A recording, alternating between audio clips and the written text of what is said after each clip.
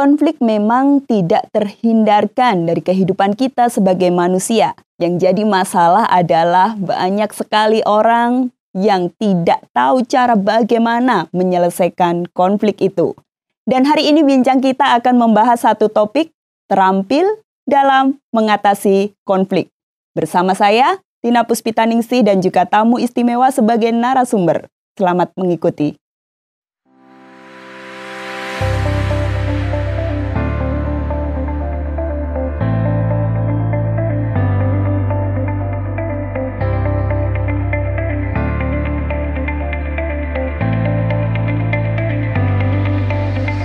Selamat berjumpa kembali di program Bincang Kita, bercakap bersama mencari makna. Bersama saya Lina Puspitaningsih, kali ini kita akan sama-sama belajar tentang terampil dalam mengatasi konflik. Di studio Bincang Kita sudah hadir tamu dan juga sekaligus narasumber kita hari ini. Beliau adalah Ketua dari Yayasan Terang Warta Rohani, Bapak Oti Priambodo.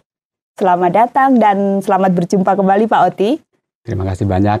Terima kasih juga. Ada kesempatan lagi untuk bisa diskusi. Iya, senang sekali ya Pak ya. Saatnya kembali Pak Oti untuk berbagi. Ya. Dan saatnya saya kembali menggali Pak Oti tentang topik hari ini, terampil dalam mengatasi konflik. Hal ini penting karena sebagai manusia tentu saja kita tidak bisa lepas ya Pak Oti dengan yang namanya konflik karena kita makhluk sosial yang berdampingan dengan orang lain, pastinya kita akan ketemu dengan namanya konflik. Nah, hari ini kita akan membahasnya. Sebelumnya dan yang pertama kita akan membahas apa itu konflik Pak Oti. Dan juga apa sih Pak Oti kira-kira yang memicu atau sebagai sumber dari konflik itu terjadi secara global. Gimana Pak Oti? Ya, jadi tadi yang disampaikan awal dari introduksi boleh disampaikan sama Mbak Lina bahwa kehidupan kita itu kan tidak bisa lepas bagaimana kita berinteraksi ya. Iya. Saya pasti punya ide gagasan berbeda dengan Mbak Lina. Ya. Karena dua kepala. Ya, tapi kita dalam sebuah tim ya. Benar. Sehingga kadang-kadang pasti ada ide gagasan yang menurut kita baik, tapi belum tentu juga orang lain itu sebenarnya baik. Tetapi kadang kan kita mencoba untuk bisa menelurkan ide itu, kemudian mencoba juga untuk mengeksekusikan. Sehingga ketika tidak terjadi kesepakatan bersama, maka akan terjadi sebuah permasalahan yang disebut dengan konflik di sana. Karena ada perbedaan. Kemudian perbedaan sebenarnya tidak menjadi masalah karena perbedaan itu menunjukkan bahwa kita itu saling melengkapi. Betul. Tapi ketika perbedaan itu tidak dijadikan sebuah kekuatan, sebuah kesempatan untuk kita belajar di dalamnya saling memahami, maka akan terjadi sebuah konflik atau perselisihan. Dan kalau itu dibiarkan akan berkepanjangan gitu ya. Iya. Jadi karena kita berinteraksi dengan orang, berinteraksi dengan orang-orang di sekitar kita, mungkin juga dengan rekan kerja, kemudian mungkin juga dengan, ya kalau di rumah dengan suami, dengan istri, anak-anak. Iya, dengan anak, betul Pak Atau Oti. mungkin juga kalau lebih luas lagi dengan tetangga kiri kanan kita, depan, belakang, begitu ya. Pasti akan ada sesuatu yang membuat kita mungkin ada konflik di sana. Ada permasalahan, karena ada ketidaksetujuan. Ada ketidakserasian boleh dikatakan lah. Ya lebih mengarah ketidaksetujuan sebenarnya ya. Karena arti konflik sendiri kalau kita melihat dalam Kamus Bahasa Indonesia itu artinya adalah perselisihan. Kemudian selain perselisihan juga percekcokan dan juga pertentangan. Perselisihan, percekcokan, dan pertentangan. Selisih paham, ya kan? Kemudian ada percekcokan karena masalah tertentu. Suami istri mungkin bisa masalah karena mendidik anak lah. Betul. Karena mungkin menentukan, kadang-kadang kita masih baru membayangkan saja untuk anak nanti sekolah di mana kita sudah bertengkar. Padahal masih dalam bayangan. Iya, karena itu tadi ya, semua punya idealis masing-masing. Ya. Kita bertengkar untuk sesuatu yang sebenarnya tidak ada istilahnya masalah di situ. Masalahnya karena melontarkan ide saja. Kemudian karena masing-masing punya gagasan, punya cara berpikir, maka terjadi perselisihan. Akan terjadi juga di sana percekcokan. Dan akhirnya yang jadi masalah ada pertentangan di sana, saling gontok-gontokan. Jadi memang betul, Kamus Bahasa Indonesia menyebutkan bahwa konflik itu adalah perselisihan, kemudian percekcokan, dan juga pertentangan. Jadi kalau kita melihat arti dari apa yang disampaikan ini, maka berarti bahwa setiap orang dimanapun tempat beradalah di dunia ini, itu pasti akan pernah mengalami apa yang disebut dengan konflik. Ya. Pasti, karena kan tadi berinteraksi dengan orang lain kan, pasti akan mengalami konflik. Ya, karena di sini kita lihat kenyataan dalam hidup ini menunjukkan bahwa ada orang berselisih satu sama lain dan banyak orang akhirnya bertengkar satu dengan yang lain. Dalam keluarga pasti juga ada konflik. Apalagi kalau saya di rumah kan ada anak 3 ya. Masing-masing punya ide gagasan berbeda. Dan mereka punya karakter juga berbeda. Ada yang terima, tapi ada juga yang ngotot begitu kan. Berargumen. Tapi ada alasan tersendiri. Jadi terjadilah di sana konflik. Ya. Dan yang lebih sering adalah ketika kita menghadapi mungkin pasangan kita. Nah itu lebih sering. Jadi konflik bisa terjadi karena adanya perbedaan pendapat, kemudian adanya juga perbedaan pandangan. Misalnya seorang suami tadi atau seorang istri, dia akan mencoba untuk mengasuh anaknya dengan cara bagaimana dia pernah dulu mungkin dididik, ya kan? Ya, oleh orang tuanya. Oleh orang tua, atau mungkin dia pernah dulu dididik dengan cara kasar, dia ingin supaya anaknya tidak dididik dengan kasar. Kan ada seperti itu. Ya, ada, benar. Jadi kasar ya, beda dengan disiplin ya. Biasanya kalau berbicara tentang disiplin, orang senang mendidik anak dengan disiplin. Pasti. Tapi ketika orang misalnya diperlakukan dengan mendidik yang kurang diperlakukan dengan didikan yang kurang baik dulu, biasanya dia mencoba untuk bisa menemukan cara supaya kalau bisa anak saya tidak dididik seperti saya. Seperti itu. Kan cara untuk melakukan sebuah pola pendidikan pasti berbeda satu dengan yang lain. Dari tradisi yang berbeda, kemudian dari cara hidup yang berbeda, latar belakang berbeda. Betul. Dan itu akan menjadi sebuah konflik ya. Jadi penyebabnya ya karena perbedaan pendapat. Ya. Kemudian juga perbedaan pandangan. Cara pandang tadi ya. Ya itu yang menjadi sumber-sumber konflik ya. Lebih utama seperti itu. Perselisihan, percekcokan, tadi gontok-gontokan bisa terjadi dengan siapa saja, baik itu keluarga, rekan kerja, teman ya. Dengan teman kerja juga, dengan tempat tempat kita berkomunitas lah. Iya, benar. Walaupun sebenarnya kita juga sama-sama satu keinginan, satu hobi dan sebagainya. Tapi kan waktu untuk kita bisa melampiaskan keinginan dan hobi itu kan berbeda-beda. Nah, kadang-kadang kita punya waktu jam sekian, kemudian teman kita jam sekian, akhirnya tidak jadi, kemudian jadi konflik lah, kemudian merambat kemana-mana kan seperti itu juga. Walaupun sama-sama satu hobi, sama-sama satu komunitas yang memang bareng-bareng menjalankan kebersamaan, bisa saja di situ sebuah tidak terhindarkan. Karena tadi pertama bahwa kita tidak bisa lepas dari kehidupan yang berinteraksi satu dan yang lain. Benar. Begitu, untuk itu kita perlu tahu Pak Oti, sikap apa sih yang harus kita kita lakukan terhadap konflik ini? Haruskah kita menghindar dari konflik atau bagaimana Pak Oti? Iya, setidaknya kalau kita melihat bagaimana menghadapi konflik itu ada beberapa, mungkin paling tidak ada 3 hal ya. Bagaimana orang menyikapi konflik. Pertama, ada orang yang mencoba untuk menghindari konflik. Ya kan? Iya, takut resiko gitu ya. Lebih enak menghindari konflik. Iya, ada tipe-tipe yang seperti itu. Nah, gimana menurut Pak Oti? Jadi orang yang menghindari konflik itu biasanya berpura-pura seolah-olah tidak ada konflik. Padahal sebenarnya ada kan? Iya kan?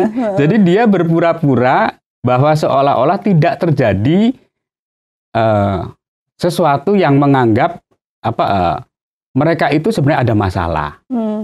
Jadi berpura-pura tidak terjadi apa-apa, padahal ia tahu bahwa itu sedang terjadi sebuah perselisihan antara mungkin dia dengan orang lain, mungkin antara dia juga dengan pasangannya ya.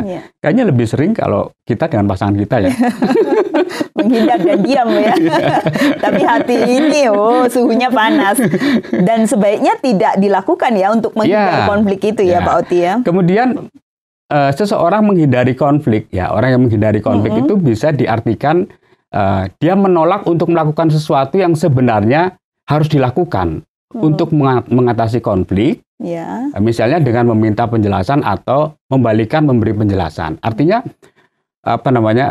dia mencoba untuk mengalihkan sebenarnya. Jadi itu yang disebut dengan menghindari konflik juga, ya kan? Supaya tidak terjadi konflik, akhirnya dia mencoba untuk mengalihkan ke sesuatu yang sebenarnya dia sedang konflik. Supaya artinya tidak terjadi sesuatu yang membuat dirinya akhirnya berkonflik dengan orang lain. Dia mencoba untuk meminta sebuah penjelasan begitu. Karena kalau ditambah lagi penjelasan yang lain, berarti kan yang berikutnya kan tidak ada masalah. Jadi istilahnya menyelimurkan begitu. Makanya disebut dengan pura-pura itu tadi. Ya, kemudian kalau kita melihat dampaknya ketika kita melakukan seperti ini adalah bahwa akan terjadi mungkin secara tidak sadar mungkin kita akan menyimpan sakit hati, ya kan? Karena dia mencoba untuk menghindar. Ada kepahitan yang belum beres gitu ya, karena mungkin saya ada sesuatu dengan Mbak Lina, tapi saya menganggap tidak ada sesuatu. Tapi akhirnya terjadi sesuatu di dalam hati kita, di hati saya kayak kurang nyaman gitu loh. Apalagi kalau ini terjadi secara terus-menerus, misalnya bisa menyimpan sakit hati, kemudian mungkin juga perasaan dendam, seperti itu. Apalagi kalau lama sering mungkin bertemu, berkumpul dan sebagainya, malah tambah lagi.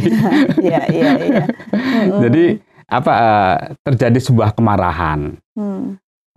Karena apa? Karena tidak mau terus terang. Ya kan? Orang yang berpura-pura itu kan biasanya kan tidak mau terus terang. Capek juga sebenarnya Pak Oti. Padahal kalau kita terus terang kan menjadi terang terus kan. Lega lah ya, terang terus. Jadi berpura-pura tidak ada masalah. Jadi ya memang sebaiknya kita tidak menghindari dari konflik. Kemudian juga ada sikap yang dilakukan oleh orang misalnya melarikan diri dari konflik. Nah ini. Jadi itu beda ya dengan menghindar dari konflik. Menghindar itu seolah-olah itu dia tidak ada konflik. Tapi kalau melarikan dari konflik itu biasanya banyak orang berpikir dia akan lebih baik bila menjauh atau benar-benar lari dari orang yang sedang berselisih. Artinya ketika ada masalah, coba kalau bisa nggak usah ketemu dengan orang itu, gitu kan? Itu kan berarti kan dia mencoba untuk lari. Lari. Jadi lari dari konflik. Itu kan berarti aman kan? Karena dia nggak mungkin bisa menghadapi. Kalau tadi kan bertemu langsung kan. Tetapi walaupun ada konflik, dia sebenarnya berpura-pura untuk menyatakan bahwa tidak ada konflik. Sehingga dia mencoba untuk berbagai cara, mungkin melakukan suatu pertanyaan, penjelasan dan sebagainya supaya seolah-olah dia tidak ada konflik. Kalau tadi kan yang berikutnya kan melari dari konflik.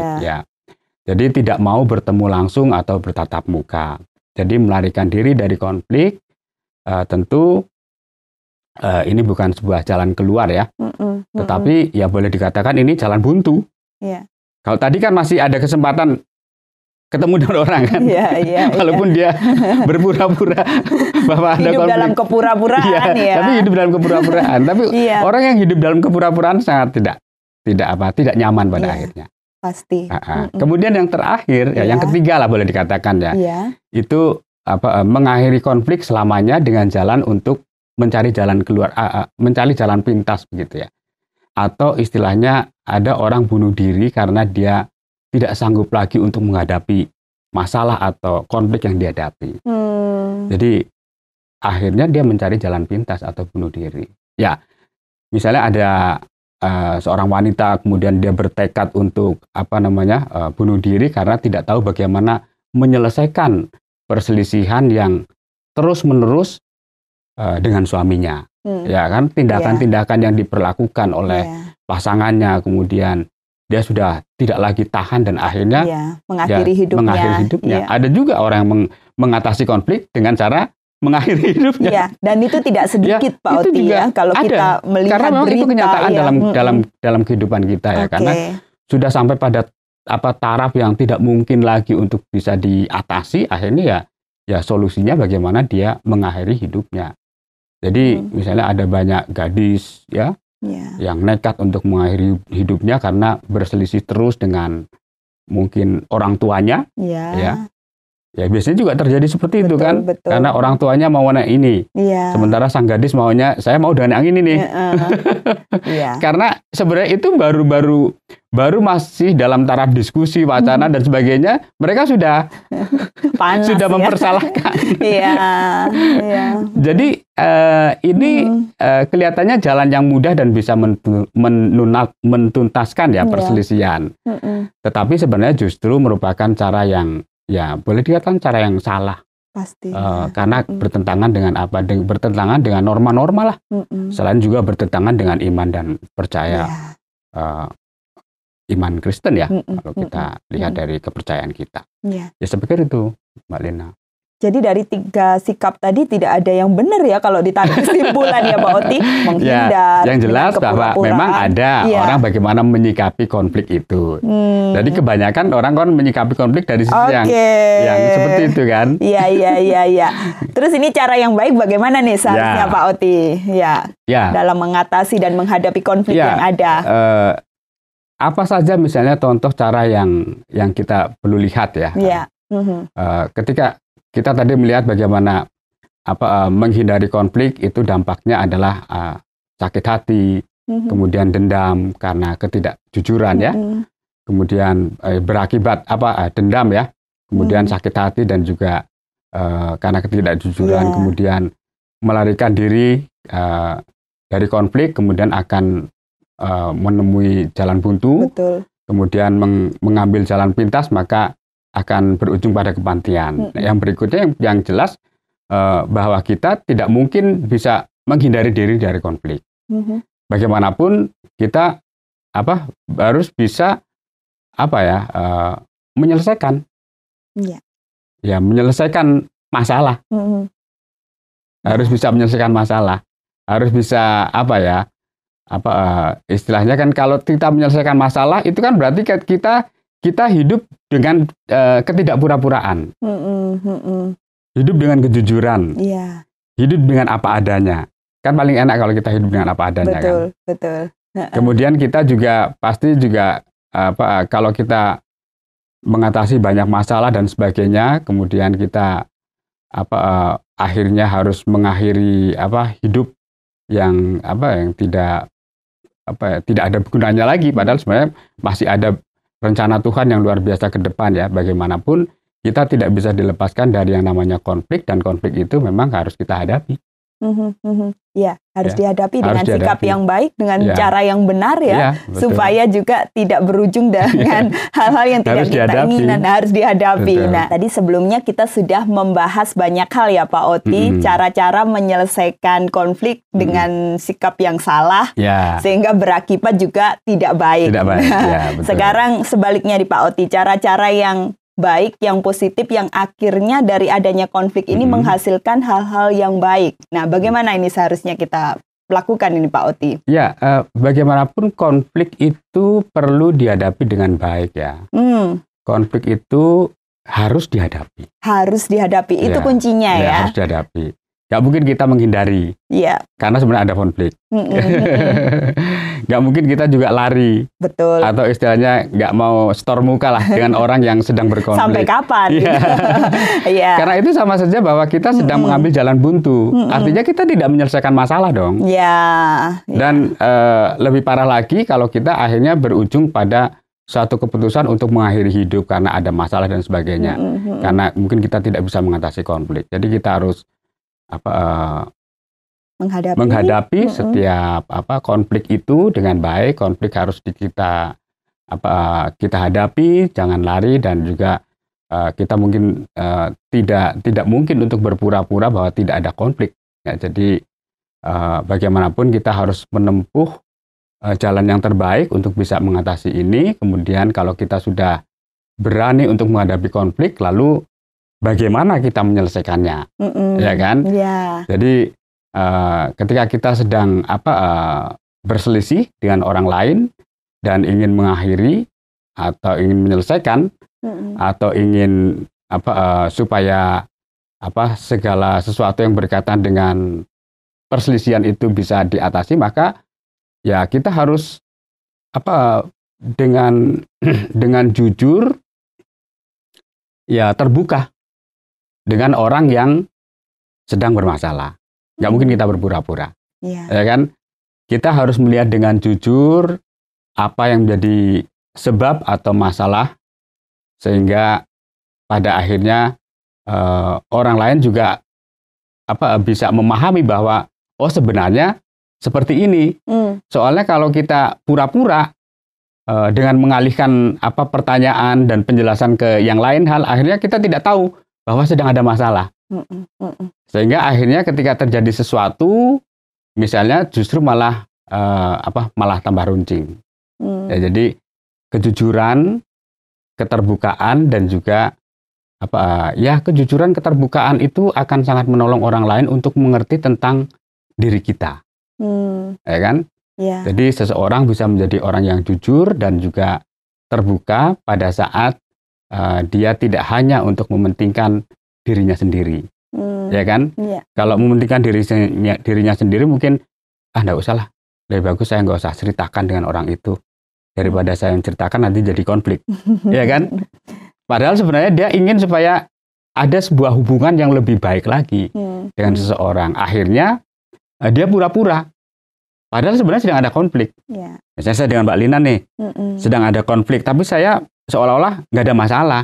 Saya mencoba untuk mengalihkan perhatian saja dengan mungkin bertanya dan sebagainya. Padahal sebenarnya sedang ada konflik. Saya nggak setuju sini dengan Mbak Lina tentang hal ini, tapi saya nggak pernah sampaikan. Yeah. Itu ada masalah. Ketika ada masalah berikutnya nanti itu akan menjadi menumpuk dan bom waktu ya. Bom waktu. Ya. Jadi lebih baik ada kejujuran, ada keterbukaan dengan orang yang berselisih dengan kita, ya Pak Oti ya. Lebih baik itu, ya. Ya, khususnya kalau kita sebagai kehidupan orang yang berkeluarga, mungkin ya lebih terbuka, lebih baik ketika kita menyampaikan sesuatu mungkin yang menurut kita sangat tidak enak lah kepada pasangan kita. Sampaikan saja. Iya. Karena itu awal yang baik untuk kita cari solusi konflik. Kadang-kadang kita menghindar, janganlah, daripada nanti ada masalah begitu kan. Padahal sebenarnya itu sudah membuat masalah, karena kita sudah tertutup dengan masalah kita. Dan tidak akan ada akhirnya, nggak ada endingnya. Tapi ketika mengawali dengan keterbukaan, kejujuran, itu sebuah awal yang baik. Kita sebagai niatan kita untuk menyelesaikan konflik dengan benar ya Pak Oti. Kemudian kita juga perlu mencari jalan keluar yang terbaik untuk menyelesaikannya. Nah, misalnya ketika kita sedang berselisih, mungkin dengan orang lain, dengan pasangan kita, ya kita memang harus benar-benar merendahkan hati kita lah, merendahkan diri kita lah bahwa sebenarnya ada masalah. Otomatis kita harus menyampaikannya. Ya tadi nggak bisa lepas dengan apa yang disebut dengan kejujuran dan juga keterbukaan. Karena kejujuran mungkin akan sangat menyakitkan ya. Tetapi sebenarnya sesuatu yang pahit ya. Tetapi sebenarnya pahit itu kan sebenarnya kan pada akhirnya menjadi kesembuhan kan? Iya, obat. Menjadi obat. Iya, jamu. Ya, sesuatu yang pahit jamu kan itu. Betul. Mungkin sesuatu yang pahit sebenarnya. Awalnya. Ya. Mungkin itu hanya pikiran saja sebenarnya. Iya. Kadang-kadang kita mencoba untuk mengalihkan perhatian supaya lebih bagus jangan sampaikanlah supaya tidak terjadi konflik. Nah itu padahal sebenarnya disitulah sebenarnya konflik kita. Karena apa? Karena kita tidak bisa menyampaikan kejujuran kita dengan orang yang sebenarnya kita kasihi. Ya. Begitu Mbak Lina. Jika kita ingin selesai dari konflik dengan orang lain, maka lakukanlah sikap, yaitu tadi memulai dengan sikap jujur dan terbuka dengan orang yang sedang berkonflik dengan kita. niscaya hubungan akan semakin erat ya Pak Oti ya. Betul, ya. Relasi akan baik kembali begitu ya. Jadi perselisihan atau konflik yang tidak selesai itu akan menimbulkan sebuah permusuhan. Kemudian bisa juga menimbulkan sebuah perceraian. Dan juga bisa menimbulkan sebuah kebencian serta kemarahan. Yang mungkin bisa secara terus-menerus kalau memang itu tidak diatasi. Padahal sebenarnya kita, yang tadi disampaikan bahwa kita adalah makhluk yang berelasi satu dengan yang lain, kita adalah manusia yang membutuhkan hidup satu dengan yang lain dan hidup yang rukun tentunya ya, hidup yang penuh damai ya. Jadi hidup rukun, hidup yang penuh damai adalah kehidupan yang sangat indah ya. Kemudian bila kita hidup rukun dengan suami kita, dengan istri kita, dengan pasangan kita, dengan anak-anak, dengan tetangga, kemudian dengan teman kerja, dengan siapapun ya, maka kita akan menikmati sebuah kehidupan yang walaupun ada konflik, tetapi karena ada keterbukaan, maka akhirnya akan ada sesuatu yang indah. Amin. Begitu, dan itu yang kita harapkan. Terima kasih banyak Pak Oti untuk perjumpaan kita hari ini dan tentunya pasti bermanfaat bagi kita semua. Baik Sobat Askara Channel, demikian tadi perbincangan kita hari ini. Sampai jumpa di episode yang akan datang dan terima kasih untuk kebersamaan Anda.